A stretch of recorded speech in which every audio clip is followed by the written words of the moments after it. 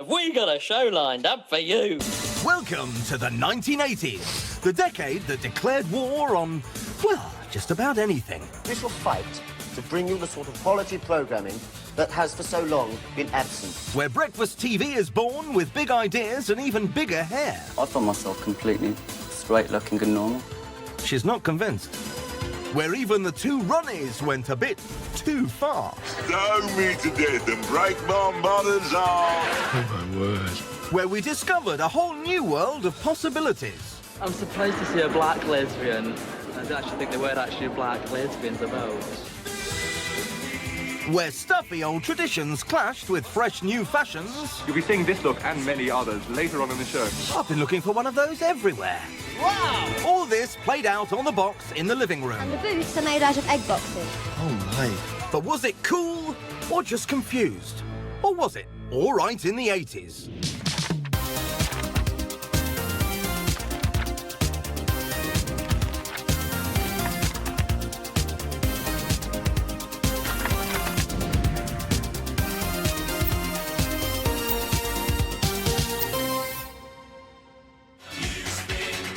Hello? 1980s Britain was a crazy place to grow up in.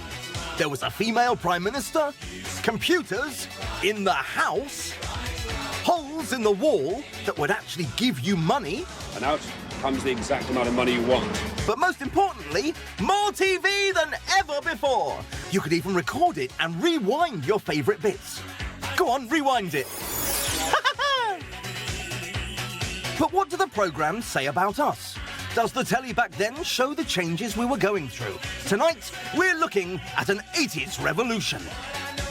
And by that, we mean men in their pants, Mr. TSW 1982. radical dance, and 80s new romance.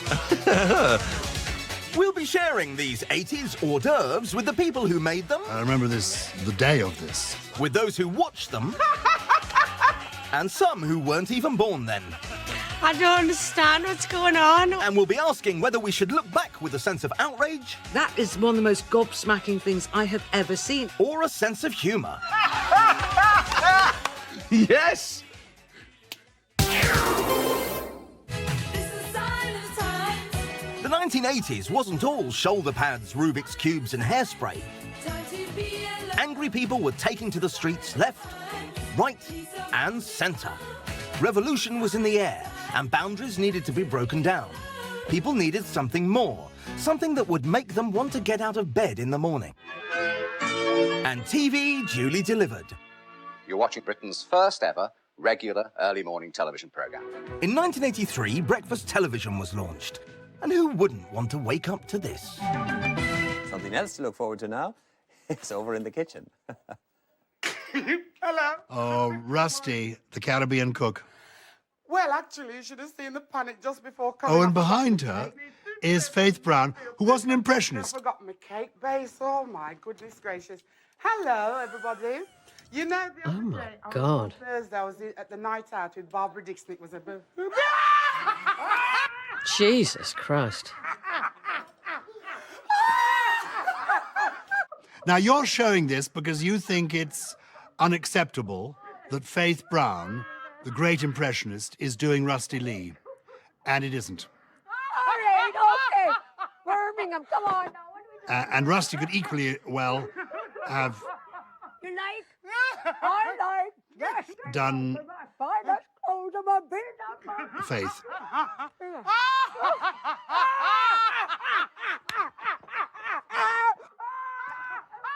It's not a very good impression, to be honest. In fact, it's wearing a bit thin now. Oh, that was real wrong. Her Rustie Lee impression isn't the Rustie Lee impression, it's just a black voice. Actually, I don't want to watch any more of that. I really don't want to watch any more of that. It's just too repulsive. I'm going to... 2 pounds of curd cheese. Well, I don't know about you, but I thought that was very, very funny indeed. And you have to say... There's a kind of apology written into Henry Kelly's little speech at the end there. I don't know about you, but I, for one, found that very funny. It was hilarious. In fact, it was so funny. I was supposed to have 3 minutes, and they landed up letting it run, and people was ringing in saying it was so hilarious that some had come from hospital and broken their stitches. They had to go back to hospital. It was hilarious. It wasn't malicious. It's not meant malicious. That's completely out of Faith's remit. And if people can't see that it was just fun, then sorry, get a grip and get a life. TVAM was also breaking new boundaries for very young viewers. At 8:30 in the morning, kids aged 5 to 13 could breakfast on a mix of fun and music on Saturday's Wide Awake Club. But what was being dished up alongside their Snap, Crackle and Pop? Why, a song about bondage. My God. There's something about church stuff that gives a sort of resonance and darkness. I get down on my knees. We call it master and servant. This was on at 9 o'clock on the kids' programme. Interesting. Oh, how interesting.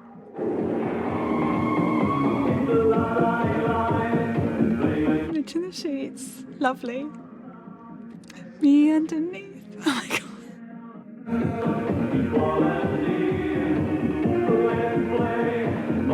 This is like songs of praise mixed with an S&M club.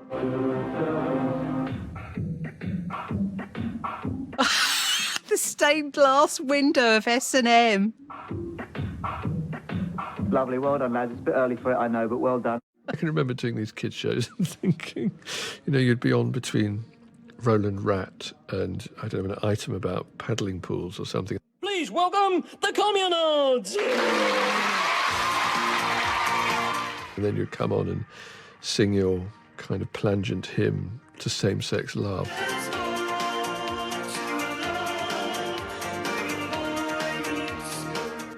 And people in mullets would just sit around nodding and smiling. Though there was always one show you could rely on for wholesome content. Now on BBC One, Blue Peter.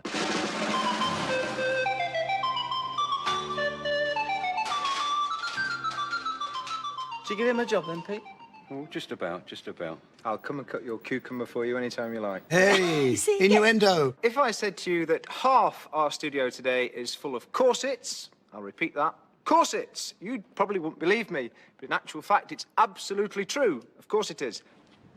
Yes, not many people realise that the great Christian Dior created corsets, and he designed this one just before he died in 1957. The last word in extravagant luxury. Boning in This does jar a bit. Right, yeah. The velvet covered the steel boning in the The boning was very important, wasn't it? Was it, Peter? I feel I couldn't possibly go home without taking a picture of you daring, delectable dames. What do we say, girls? No, he's taking the photo. This is for my personal album, Mum. Oh, right. Instant, look. It comes out straight away. I'm sure when it does come out, it'll be very well developed. Oh, Simon! My bosom pal. Oh, Simon! Cringe, I cringe. But right now, I think we're all busting to go, as it were. Oh, so we'll be back on Thursday and we'll be getting the fastest shave in the world. Okay. How did you get away with that? I find I cringe. I'm older than wiser now. I think really do cringe. It's all part of. For Nightmare. me, there's something essentially incredibly innocent about it, incredibly charming about it. I mean, it could be 1930s. But then you just wouldn't have it these days. You wouldn't be like, oh, and children, the next step in bras was a wonder bra. You and me. Schools TV also broke new ground by introducing lessons in life. You and Me confronted impressionable 5-year-olds with the harshest of inevitabilities. Hey, Dibs. Oh, You and Me. I remember You and Me. I remember them horrible puppets. Who is this squiggle? Oh, you remember. She's Jenny's guinea pig. Hello, you two. Hello, Jenny. At last. Where's Squiggle? Look, I'm very, very sorry, you two. But Squiggle died. Oh. I'm ever so sorry, Dibs. Well, she won't be wanting this lettuce then. Oh my God, that's so sad. I won't be able to stroke her anymore. Yes, you can, Dibs. What? I thought you might like to see her, even though she is dead. What? You did bring her then. You're going to bring in a dead guinea pig? Would you like to see her? On a kids' TV programme, an actual dead guinea pig? What do you think, Cosmo? Well, I've never seen a guinea pig. Even a dead one would be better than nothing. All right, Jenny. Here she is. There you are. Isn't she beautiful? Don't put it next to the fresh produce. Dibs, would you like to stroke her? No, don't touch it.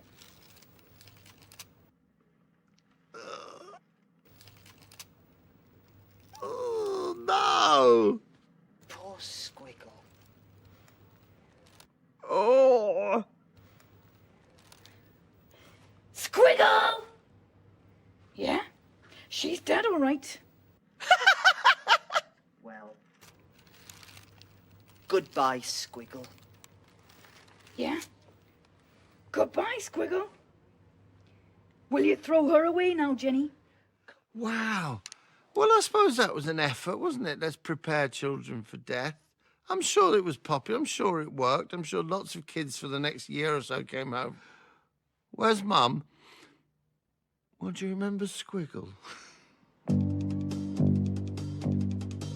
But some shows didn't move with the times. Sadly for Animal Magic, lying in a field eating sandwiches with zebras wasn't what children of the boundary-pushing 80s wanted anymore. Well, it's a good idea to come in here where it's nice and quiet and sit down and have my roll. Oh, he's going to have a roll. How interesting. So, after 21 years, Johnny Morris, the presenter, was released back into the wild. The series ended, pushing a boundary nobody expected when his co-host Terry Nutkins shacked up with a sea lion called Gemini. Is it his house? Hello, Terry. Hello. Have you had a long day? I mean, it sounds possessed.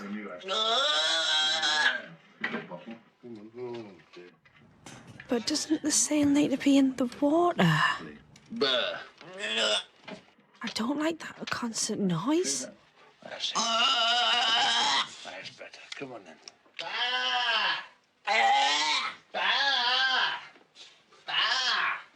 Oh, this is weird. The awful noise I'm making isn't just a bit of fun. It's a serious attempt to imitate a mother sea lion calling to her young. Sea lion calls are not calming. It was a friendship so touching that Johnny even recorded a song in Gemini's honour, with a choir and full orchestra, naturally. We sit there and gaze at each other. I don't understand what's going on. I don't understand what's going on. Why is there a huge orchestra singing at them? This is adorable.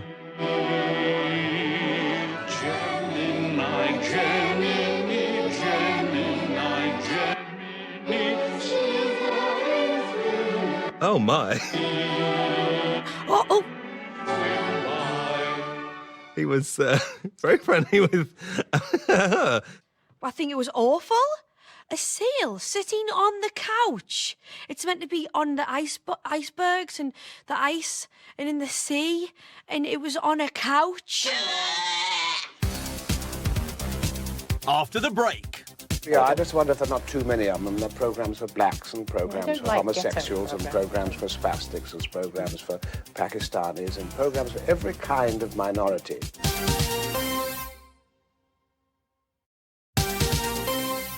Welcome back to the 1980s. Despite the Cultural Revolution unfolding all around us, at the start of the decade, there were only 3 television channels. A new breed of entertainers started to pop up on our screens, known as alternative comedians. But alternative to what?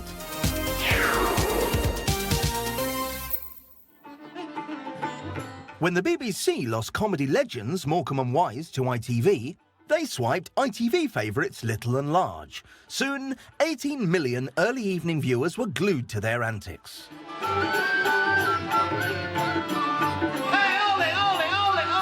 Tandoori! Did you just shout tandoori? Papadum! What is going on here? Look, I handpicked this band myself. You must have been in a few curry houses to get this lot, eh? Oh my God! Yes? What was that? I would argue the 1980s is too late for a person to come on and silence a group of Indians by shouting tandoori and papadum. Or possibly not. In the 70s and 80s, another comedy duo, the two Ronnies, regularly pulled in a loyal 17 million strong family audience. The final episode of their final series saw them draw comic inspiration from across the globe.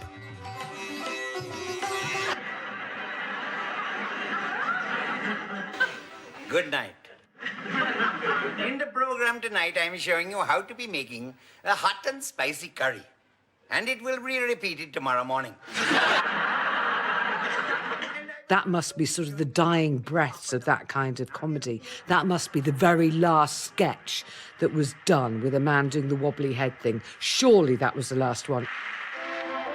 The Ronnies didn't confine themselves to national stereotypes. Here, they put a whole new spin on Norse mythology. It says, to find the entrance, you must first seek out the giant rabbi hole. Giant rabbit hole. Somehow I expected to find some hideous, horrible monster, but evidently he seems to have...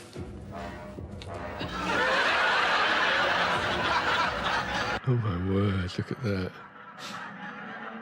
Oi, what have we here?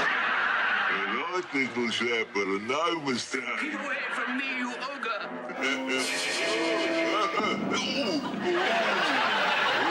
Hey, stone me to death and break my mother's arm. It's gobsmacking. That is one of the most gobsmacking things I have ever seen. The thing about a sketch like that is it has to be thought of, written, approved, and then someone has to go into a basement somewhere at the BBC and make a giant rabbi without anybody going, oh, hold on a sec. I eat little shamils like you for breakfast. Once it becomes like saying very Jewy stuff over and over again, and then they kill it. Ah, got the evil brute.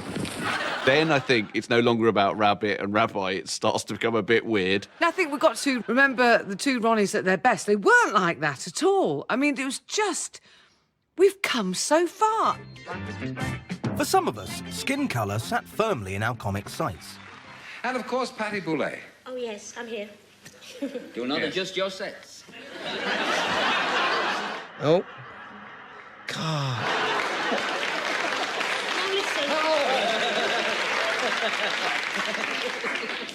And Terry Wogan doing a look which I think says, I get that that's not ideal. Good for Terry, bad for Paul. It's that thing you get with this kind of TV where the whole joke is that she's black. There isn't even a racist joke. It's just, haha, she's black. That's not a joke. Even within bigotry, that's not a joke. A new generation of comedians was in revolt against that sort of thing. And ITV's first foray into alternative comedy, OTT, provided a launchpad for comedians like Alexi Sale. Naughty Norman come to play. Better hide the bread knife. Alongside Lenny Henry, Chris Tarrant and the Tiswas Gang. We have reason to believe you're not white, sir. OTT. This was grown-up Tiswas, wasn't it? That's right. To the excesses of recent weeks, we thought we'd try and get back to some good old-fashioned, wholesome family entertainment. One night it became a battleground as new comedy clashed with old in the delectable form of Bernard Manning. I think the Bernard Manning booking was just me being very sort of, oh, stuff them all, you know, let's get Bernard Manning on, really upset people. This fellow walked in a sex shop. He said, have you getting those blow-up dolls? He said, we've only got black ones left. He said, well, I'm not racial prejudice. Give us one of those. Got it home, blew it up, and it mugged him. I mean, unbelievable, you know. And the thing is that people are laughing and clapping, and there's Lenny Henry on the panel. It was midnight. It was live, it was midnight. It was like, you know, take it or leave it, turn it off. You Japanese never laugh, do you? We not forgot Pearl Harbor, don't you worry, pal. What a shithouse trick that was. Wow. Sat there, can't wait to go home making the Datsun. You look a nice young fella, go and piss on that Jap.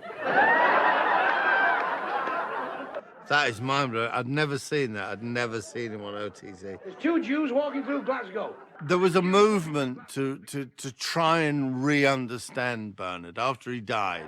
People said, yeah, but he ran his own club and he looked after his family, you know, and he was a product of his... But when you see stuff like that, you think, no, you had plenty of choices there. There's not many Pakistanis knocking about, so the Chinese have found out they taste like chicken. Have you noticed that? He would deliberately court controversy, but would then get quite hurt when it came back at him, because he's actually a very kind man. It's all right laughing, Lenny Henry. It's all right for you black people. You can walk home on your own at night. This stuff now seems so unacceptable, doesn't it? So television was exposing some of the conflicts being played out in the 80s, but with only 3 channels, it was struggling to represent the range of new viewpoints fighting to be heard. Good evening. As you may be dimly aware, the whole pattern of television broadcasting in this country is about to undergo a fundamental change. And it changed forever on November the 2nd, 1982. Britain now had a 4th television channel, which immediately chased after audiences who didn't look like Ludovic Kennedy. We shall fight to bring you the sort of quality programming that has for so long been absent from your television screens. It gave a new voice to people who were, you know, slightly left field, who laughed at Saturday night television because it was so bad. Evolved from the age of the microchip, the micron posse will make you flip. You know, it was lots of people sitting around in very brightly coloured sets, having earnest discussions about things. Prostitution, the subject of tonight's show, particularly concerns young women. Alternative points of view were put front and centre on the channel, but they weren't to everyone's taste. I just wonder if there are not too many of them. There are programs for blacks and programs for homosexuals and programs for spastics and programs for Pakistanis and programs for every kind of minority. And I would have thought people mostly liked looking at... Programs for people. Yeah, programs for people, yeah. You got a real sense of people from that generation who remembered the war utterly shocked and angered at the filth and the permissiveness that all these young people who had media studies degrees were putting on our television screens. Not everyone in Britain wanted diversity, and the TV revolution helped bring that to the fore. The pioneering science series Horizon created an early example of reality TV to ask an uncomfortable question. Last summer, we advertised to find racists, and later to find black people who felt they were victims of racism. There were 200 replies. We chose 4 whites and 4 blacks. 4 whites and 4 blacks. Who agreed to come to Devon and live in this house for 5 days. What did it say? Just this in big bold letters. Are you a racist? It's Big Brother. It's supposed to have a big brother. Yeah. I possibly am a racist too. I think most people are. Most people are racist. What a nonsense. I'd never have one as a friend. I would not. They're right there. So naturally, if you went into hospital, you wouldn't want a black nurse to touch you. Well, that's just no, it's not. It's not a friend. Look, it's not classed as a friend. I mean, a friend. The patience of the black people is incredible. I would be extremely worried because my view is that I'd be dealt with by an incompetent. Would you really? Yes. I think you're very wrong. They're remarkably calm. I would be scared out of my absolute wits. That's kicking off. People watching this would be actually come face to face with their own racism, and I think that can only have been a good thing. If I had children, I would be hurt if they married outside of their own community. Oh my God, he lives in that head. Wow. Exactly the same as you cross an Alsatian dog with a bulldog. You've got a mongrel. The programme makers skillfully formatted a situation in which the ethnic minority housemates challenged the views of the racists. You say, what I'm asking for is privacy. But privacy, Tom, with all respect, You're using that word as a euphemism. You're talking about exclusivity. And in order to be exclusive, that means at some time you will have to deny certain things to somebody else. That was really good. I kind of want to watch more of that. That was excellent. The lady who was talking about Mugger, she just looked like quite a scared old lady who didn't really know what to make of the world. But he was like a dictator, that guy. That, to me, looks like Big Brother. That's basically, yeah, that's the Shilpa Shetty series of Big Brother, basically. Back then, I remember experiencing racism and not knowing that actually the majority of the country don't think the same way as these vocal racists. So growing up, it was very easy in the 80s to think that, oh my gosh, is this how all white people think? I'm more interested in the sort of the Indian and black people who saw, have you been subjected to racism? Would you like to be subjected to more? Oh, yes, please. And there's more anarchy after the break. Did you see? It was on last night on TV. This is what the 80s Cultural Revolution really gave us, performance poetry. I thought that they were ever so good. Out of this world.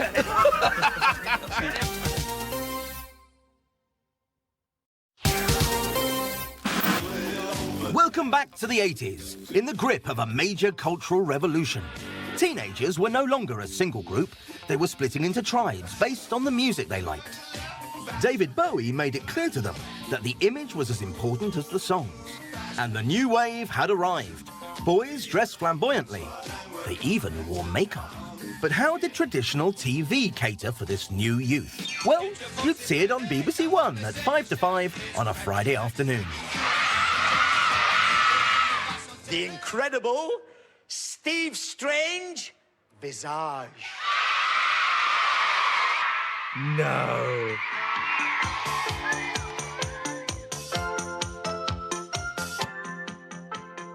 Love change. We change. One check for love. I do need the chest wig explained. It looks like he's being attacked by a really adorable creature.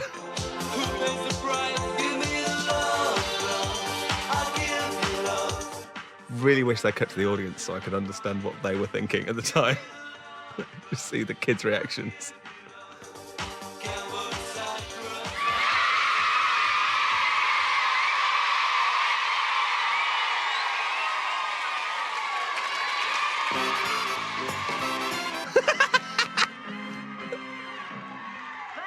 And then straight to Keith Harrison Orville.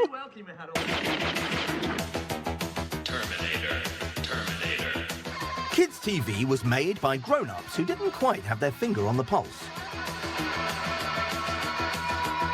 With bands like punky shock rockers Zig Zig Sputnik shooting up the charts, fusty producers tried to cover the cutting-edge scene in the only way they knew, with a makeover. Right, who are you going to fashion someone after this week? Well, this week it's, they're a dream to me, Zig Zig Sputnik. All right, Michelle, are you ready for this transformation? Yeah. Right, not too nervous? Well, we'll see what happens a little bit later. Annabelle, how did you get on with Michelle? Well, have a look, here she is. Wow! Yeah. Oh my God, what the hell? This wig is a hairpiece. This is a piece of that T-shirt cut off. This is the fishnets that I threw about earlier. This is an oversized T-shirt with shoulder pads and a nice message on the front. A pair of boys' Y fronts, pink tights, ripped fishnets, and the boots are made out of egg boxes. Egg box boots. I mean, of course. Well, I think Annabelle Gyles is deserving of a round of applause here. Annabelle, well done. And after Zig Zig Sputnik, who could our next victim aspire to be? This week it's Madonna. I found someone who I think you'll agree looks remarkably like Let's Madonna. meet her. Here she is. Well, this is a black bow in the hair. We've teased all her hair out. These are Ank earrings, loads of pearls, crosses and things. This is a man's vest. What a deal. Lorraine, would you be prepared to go on a bus dressed like that? Depends on where the boss is going. Well, fair enough. Depends on where my bus is going. Saturday morning, get down to the superstar. The youth TV formats were no longer cutting it, and the kids took to making mischief in ways they never had before. You're through to Matt Bianco. Hello, Matt Bianco. You're a bunch of wankers.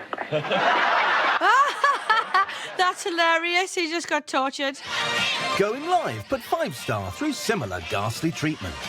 081 811 8181. That was I still remember that phone line. OK, Elliot, what's your question? I'd like to ask 5-star whether so fucking crap, they're fucking Thanks very much, Elliot. Yes! I'm sure Tammy would have made a lot more sense. Let's move on to line 3. Brilliant. That is brilliant. That's the Britain I grew up in. That's the Britain I'm proud of. Young adults were demanding shows that were relevant to them, made by the youth, no matter how young and inexperienced they were. By 1987, youth TV was fully formed, and at the epicentre of this was Network 7. Youth TV was an exciting development. It was very, very radical at the time. It was nothing like it had ever been seen before. News as entertainment, entertainment as news is how Network 7 defined itself. Every Sunday lunchtime, the show delivered its news with a seasick mix of in-your-face angles, sound problems, Yeah, well, we're going to get an overall assessment. presenters appearing out of nowhere, This is the financial heart of Britain. and moments where the camera operator just gets bored and goes home. Bit of salad with it.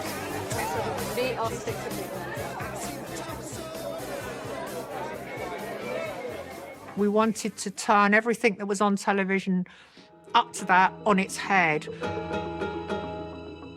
A huge number of people hated it, but it did influence so much other television. As you can see, I'm back in Network 7's hastily convened kangaroo court. This time, we've put the banks in the dock. It seemed a little bit too cool for school, you know, presented by people in fabulous suits with amazing haircuts. And it was also quite serious. It's coming up to that time of day when most of us are sitting down for Sunday lunch. But are we?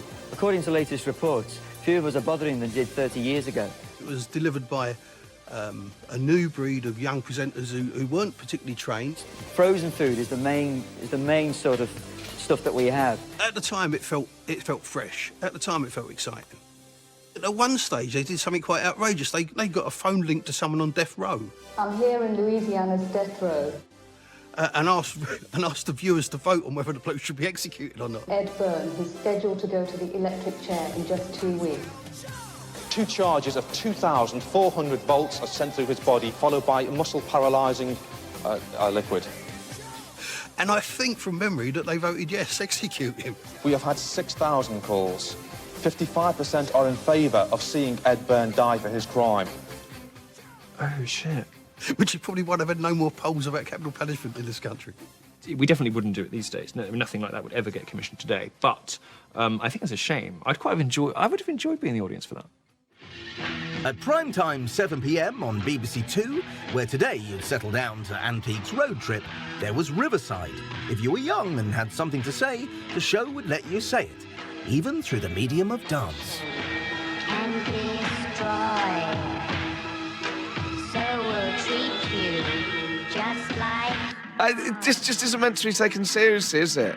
Yes, 80s performance artists were infiltrating the early evening schedules, but an even bigger draw was performance poetry at tea time. Oh, Derbyshire, my home, my wife, my lusty whore. Oh, my God. Awareness of knowing what cannot be seen cannot be known. Innovation. Suppression. Make new, original, non-conformist music tangible. Suppression. The arts were in their teenage phase, angry and rebellious, and determined to bring down television in one devastating swoop. Did you see? Did you see? It was on last night on TV. Did you see? Did you see? OTTT, OTP, Russell, Harty, Mork and Mindy, Father Charlie, Pro Celebrity. Did you This was the first version of 8 Mile. Black Beauty, Holiday, God's Story, Play for Today, Farming Diary, Stars on Sunday. You can imagine the chat. Have you written a song? No, but I have just read the TV Times. Right, we're going on. Did you see? Did you see? Whatever did we do before TV? Yeah, what are the other guys doing? I stared at the wall. They're like his hype men. This is like Destiny's Child, early version. He's Beyonce. call my bluff. County Hall, all creatures great and small. News at 10, Bill and Ben, Spider-Man, Superman, Batman, Weatherman. Simon Bates, Eddie Yates, Michael Parkinson, Rowan Atkinson, Melvin Parkinson Atkinson's not a good rhyme. No. Alan Wicker, John McVicker. Weren't they good? I thought that they were ever so good. Out of this world. Turn it That's you. That's your you, rhyme. Clarky. Out of this world. Whatever Nailed did we it. do before TV? Well, I think we could do that. Stared at the wall, happily, happily. Did you see Top Gear and the Bill? It's on the bill. The bill hasn't been on TV for years, mate. Top Gear's only just barely been on the cancelled. television. It's harder than it looks. It is. Turn it up, turn it down, turn it over, turn it off. After the break, He's a laboratory technician. bring on the sexual revolution 80s style. Nobody here this evening is a loser. And it's that great sun underwear sale with prices so low, it's dangerous. Welcome back to the 80s, where synchronized Peekaboo is selling undies for the Sun newspaper. Glamour models helped flog nearly 4 million copies every day. What's the point of the tiger? Shop and order the Sun. Or maybe he's thinking, I've never seen breakfast look so alluring.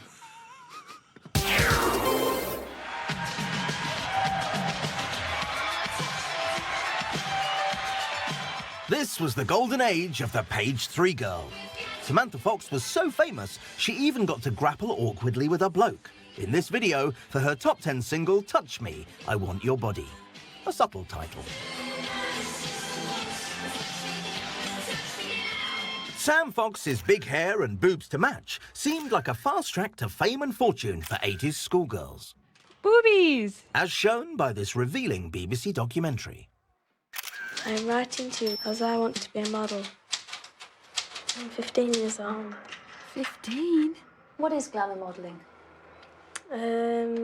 Getting your baps out. Modelling clothes, underwear, bathing costumes, and sometimes topless. Getting your baps out. How do you decide which ones to see? Well, by the pictures that come in with the letters. Height doesn't matter too much, but boobs do. Well, the height doesn't matter. Glamour modelling standards were slightly different to those in regular modelling. I think you need to lose some weight. And that's not personal. No, it's not personal at all, is it? The film cleverly attaches itself to a young hopeful, to lift the lid on this 80s boom industry and reveal our attitudes towards it. I'd never be prouder if my 15-year-old daughter wanted to be a topless model. I think it's the right age to start. 15? Well, she'll be 16 soon. Oh, well, in that case. You don't think she's too young? No, I don't think so, because they have to train them. Some newspapers even had countdowns to these girls becoming of legal age, which is about as tacky as you can get. And tacky has since become illegal. The 2003 Sexual Offences Act means that topless shots of under 18s, like the girl in this documentary, are now against the law. And I think back then, those Page 3 girls in the 80s were making a fortune. Like, they were seen as, like, superstars. Success as a glamour model was so rewarding for Samantha Fox that she was able to retire in 1986, aged just 20. But what about boys? The 80s inverted the gender roles of the past millennia. In the West Country, ITV station TSW decided on this novel approach to the beauty contest. Mr. TSW, 1982. Number 10 is Mark Goddard. He's 22. His height, 6 feet. Just look at those shoulders. Yes. Number 3 is Michael Bennett. He's 26. His measurements are 42, 32, and 38. Slightly high on the trunks, you know, I prefer a lower speedo. But I fully appreciate that, I have to say. His height, 6 feet. He comes from Colebrook in Plymouth, and he's a van driver. Number 6, Anthony Call Me Tony Borthwick, is 23. Oh, poor things.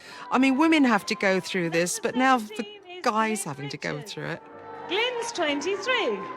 He comes from Lipson in Plymouth. He's a laboratory technician.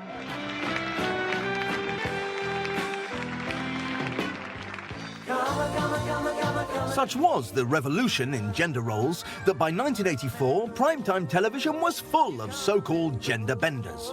Front of the queue, and loved by kids and grannies alike, was Boy George. He could make his mark on the most regular of Saturday night family shows, and no one would bat an eyelid, give or take a few gags. And these are people who supposedly look like me. And not more of you. Oh, my God. So, just when you thought there was only one. do you want to stay or do you want to go? I've got to see, I'm a great Wally watcher. What's your name, sir? Roger. Roger. What do you reckon to Roger? He's too intelligent looking for you. Come on. And you, sir? I'm Phil. Phil. Would you like a Phil? No, thank you. What's interesting about that is not so much how he's reacted to, but I think in a way that he's there at all. You're another Phil? No. Oh, not me. Yourself, honey. In a sense, Boy George represents the forerunner of the discussions we've been having about transgender people and transsexuality in quite a big way. I see it now. I didn't know it then. I mean, I had no idea. This sexual ambiguity had become so acceptable that by 1986, George could make an appearance on the most red-blooded TV show on the planet, The A-Team. And now, without further ado, the roughest, toughest cowpoke to ever ride the range, Boy George. With top-class action and thrills in the Bible Belt of deepest America, George's incongruous cameo won 13 million British viewers, though his acting skills left a lot to be desired. Sorry, George. Hey, who are you guys? We're the A-Team. Son of a gun. So there.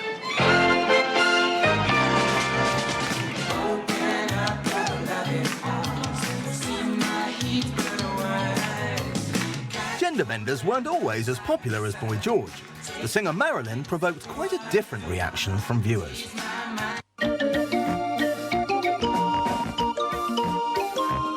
Here's Robert Watson of Cardiff. I would like to protest against the appearance on TV of a person of indeterminate gender called Marilyn.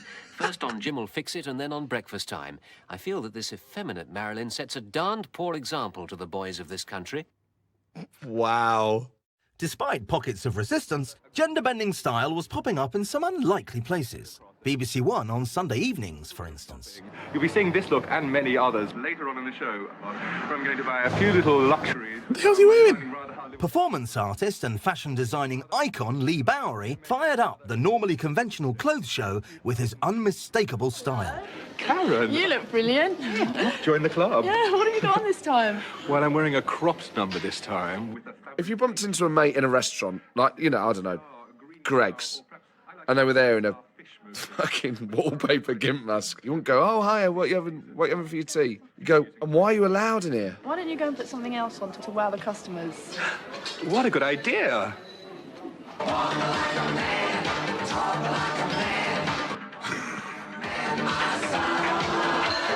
Oh, gosh. Oh, he's so sweet.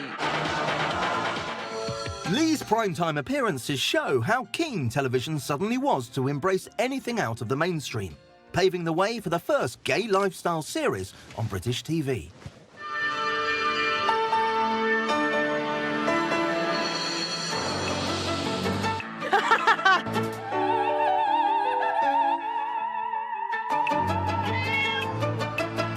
One for the lesbians. Cat, excellent. These suitably camp titles are for Channel 4's 11 p.m. trailblazing gay magazine show out on Tuesday. Memories have just come flooding back because I used to watch this secretly in the living room with my hand on the remote control because I was beginning to realise at that point that I was probably gay. Welcome to the first in a series of programs made by gay men and lesbians. This is how I watched out on Tuesday. Nothing, Mum! Nothing! It's just the weather! The show featured sound advice from experts who could communicate to a young audience in exactly the right language. We have to respect the rectum as a sexual organ. And anal intercourse deserves the same kind of respect as any other form of sex. However, at this moment in time, unprotected fucking is a royal road towards HIV infection. And it's a balance between that recognition of the risk factors of unprotected fucking. It's like he's just found out about the word fucking. I think it should come back. And I'm going to elect that I'm the new host. And but I promise not to say anything about rectal fucking. I promise. In the 80s zeal to embrace all things homosexual, Network 7 boldly went one step further, because if you weren't out already, they were going to drag you out live at Sunday lunchtime. How would you react if one of your friends was gay? But one of my really close friends that I was hanging about with, I'd just be very, very shocked. Would you accept it? I suppose I'd have to, wouldn't I? Yeah, nice. Susanna, have you got something to tell Darren and Jason? Yeah, Darren and Jason, I'm gay. Yeah, you're laughing, yeah? Is it going to affect your relationship with Susanna at all? Not really, no. I'm just... Jason, what about you? You surprised? I'm surprised to see a black lesbian. All I know are white ones. I don't actually think there were actually black lesbians about. Oh my God! Like you can't be black and lesbian at the same time. I thought Darren would get really, really mad at me. But you think he's going to come to terms with it? I can't look at you. I think he might not talk to me for a while after.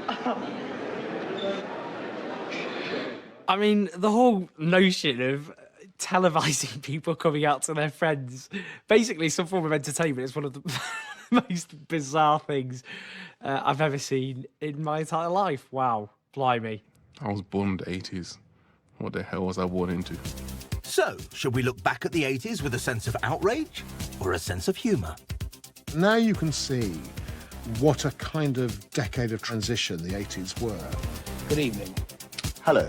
Even if a lot of it at the time felt as if things were just going backwards. What we find offensive goes with fashion. Everything I've seen has made my jaw drop. But equally, I think people in the 80s, if they suddenly had a clip of, say, Love Island or Big Brother, they would be aghast, just as we are, aghast. While I wouldn't have missed it for the world, once was enough. But we're not finished there.